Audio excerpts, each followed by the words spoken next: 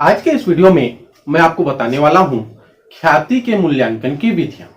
दोस्तों, हमने अपने पिछले वीडियो में ख्याति का अर्थ, ख्याति की प्रकृति, ख्याति के प्रकार, ये सब आपको बताया था।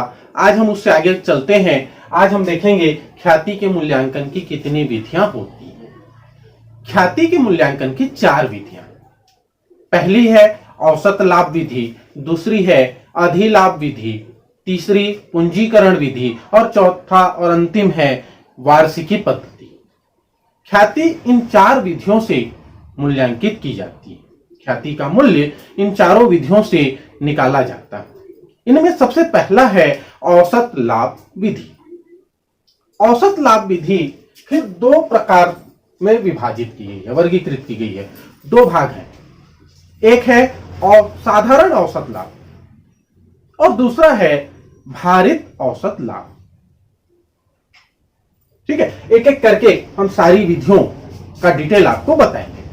पहला है औसत लाभ विधि। औसत लाभ विधि में जो पहला साधारण औसत लाभ है, इसमें पिछले कुछ वर्षों के जो लाभ दिए होते हैं उन लाभों का योग कर लेते हैं, उन्हें जोड़ लेते हैं और जोड़कर यदि किसी वर्ष हानि हुई है तो उसे माइनस कर दिया जाता है और कुल लाभ निकाल लेते हैं। और उस कुल लाभ में, शुद्ध लाभ में, हम जितने वर्ष के लाभ को ले रहे हैं उसका भाग दे देते हैं। तो इस तरह से एवरेज प्रॉफिट निकल जाता है और उस एवरेज प्रॉफिट को प्रश्न में दिए गए एक निश्चित क्रय वर्षों की संख्या से गुणा करके हम ख्याति का मूल्य निकाल लेते हैं। इसी तरह से दूसरा भारित औसत लाभ विधि है।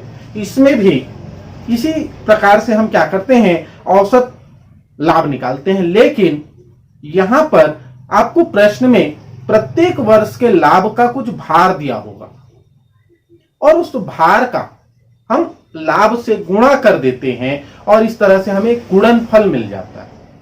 उस गुणनफल के योग को भार के योग से भाग देते हैं तो भारित औसत लाभ निकल जाता है।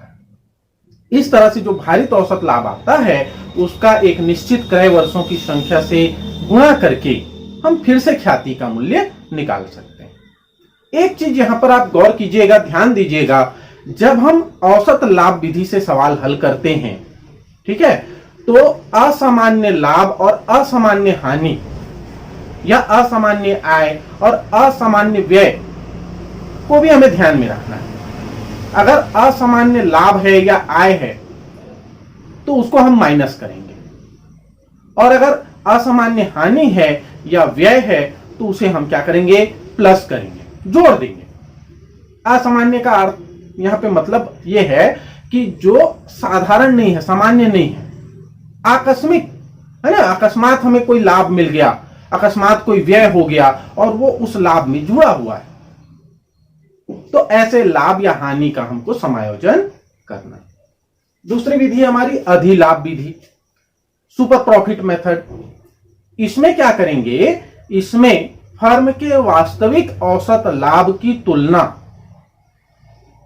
ठीक है, सामान्य लाभ से करेंगे।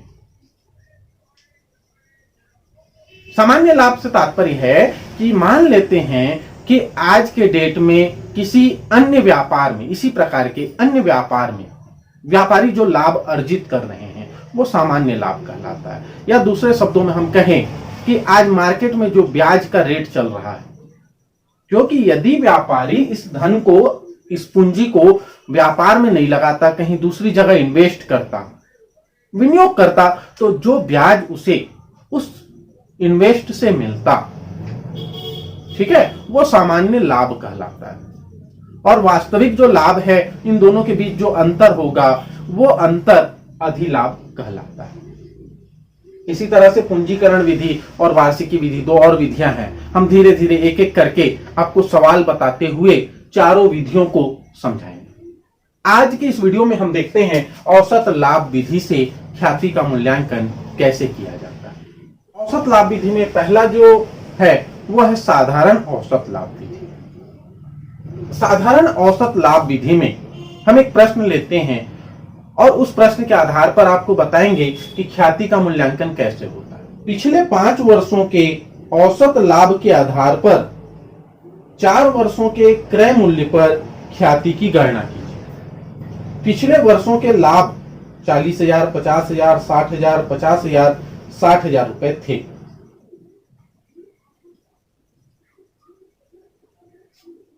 यह हमारा क्वेश्चन है जिसमें पिछले 5 वर्षों के लाभ दिए हुए।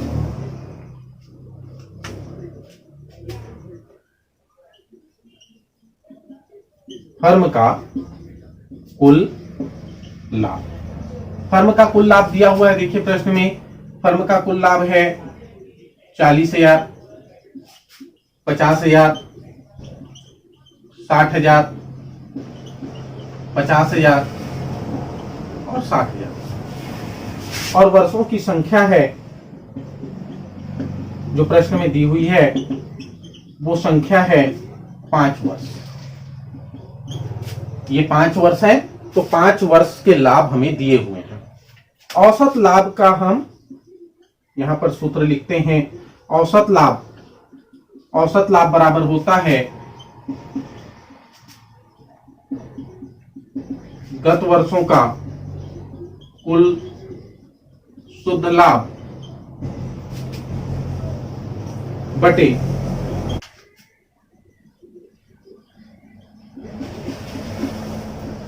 वर्षों की संख्या। गत वर्षों का कुल लाभ आपको प्रश्न में दिया हुआ है, वर्षों की संख्या भी दी हुई है, तो हम इन सब का योग करके वर्षों की संख्या से उसे भाग दे देंगे। हम सबका योग कर लेते हैं, इनको जोड़ लीजिए। गत वर्षों का कुल शुद्ध लाभ है 2,60,000 रुपए और वर्षों की संख्या है 5। इसको हम भाग दे देते हैं तो हमें औसत लाभ मिल जाएगा।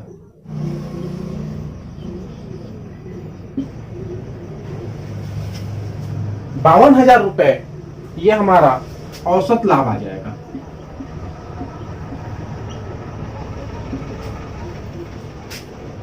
हमारा औसत लाभ आ गया ₹52,000। ख्याति, हमें ख्याति का मूल्य निकालना है। ख्याति बराबर होता है औसत लाभ गुणित क्रय वर्षों की संख्या। औसत लाभ दिया हुआ है आपको ₹52,000 है। क्रय वर्षों की संख्या 4 वर्ष प्रश्न में दी हुई है, तो 4 वर्ष का हम गुणा कर देंगे तो ख्याति का मूल्य निकल जाएगा।